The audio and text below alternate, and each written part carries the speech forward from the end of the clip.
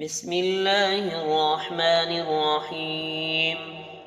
الرحمن علم القرآن، خلق الإنسان علمه البيان. الشمس والقمر بحسبان، والنجم والشجر يسجدان. والسماء رفعها ووضع الميزان ألا تطغوا في الميزان، وأقيموا الوزن بالقسط ولا تخسروا الميزان. والأرض وضعها للأنام، فيها فاكهة والنخل ذات الأكمام، والحب ذو العصف والريحان. فبأي آلاء ربكما تكذبان؟ خلق الإنسان من صلصال كالفخار، وخلق الجان من مارج من نار. فبأي آلاء ربكما تكذبان؟ رب المشرقين ورب المغربين، فبأي آلاء ربكما تكذبان؟ مرج البحرين يلتقيان، بينهما برزخ لا يبغيان. فبأي آلاء ربكما تكذبان؟ يخرج منهما اللؤلؤ والمرجان. فبأي آلاء ربكما تكذبان؟ وله الجوار المنشآت في البحر كالأعلام. فبأي آلاء ربكما تكذبان؟ كل من عليها فان، ويبقى وجه ربك ذو الجلال والإكرام. فبأي آلاء ربكما تكذبان؟ يسأله من في السماوات والأرض كل يوم هو في شأن. فبأي آلاء ربكما تكذبان؟ سنفرغ لكم أيها الثقلان. فبأي آلاء ربكما تكذبان؟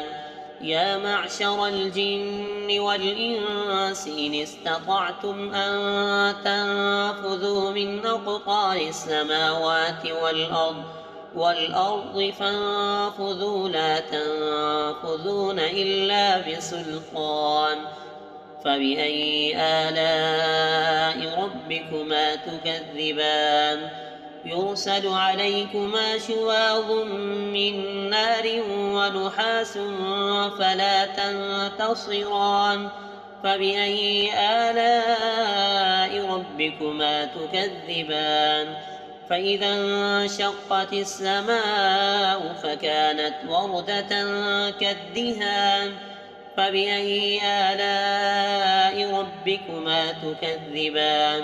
فيومئذ لا يسأل عن ذنبه إنس ولا جان. فبأي آلاء ربكما تكذبان؟ يعرف المجرمون بسيماهم فيؤخذ بالنواصي والأقدام. فبأي آلاء ربكما تكذبان؟ هذه جهنم التي يكذب بها المجرمون، يطوفون بينها وبين حميم آن. فبأي آلاء ربكما تكذبان؟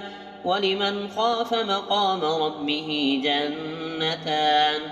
فبأي آلاء ربكما تكذبان؟ ذواتا أفنان. فبأي آلاء ربكما تكذبان؟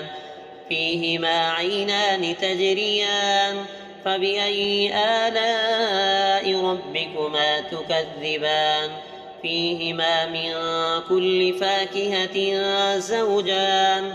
فبأي آلاء ربكما تكذبان متكئين على فرش بطائنها من استبرق وجنى الجنتين دان فبأي آلاء ربكما تكذبان فيهن قاصرات الطرف لم يطمثهن إنس قبلهم ولا جان فبأي آلاء ربكما تكذبان كأنهن الياقوت والمرجان فبأي آلاء ربكما تكذبان هل جزاء الإحسان إلا الإحسان فبأي آلاء ربكما تكذبان ومن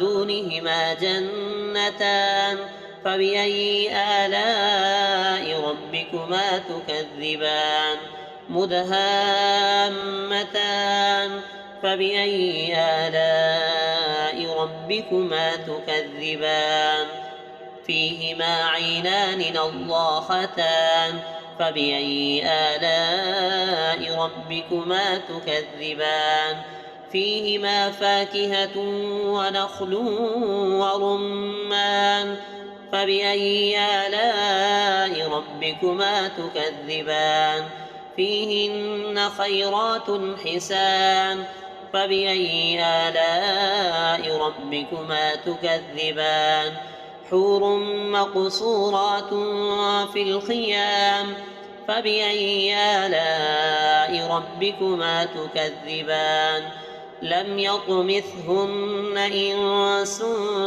قبلهم ولا جان فبأي آلاء ربكما تكذبان متكئين على رفرف خضر وعبقري حسان فبأي آلاء ربكما تكذبان تبارك اسم ربك ذي الجلال والإكرام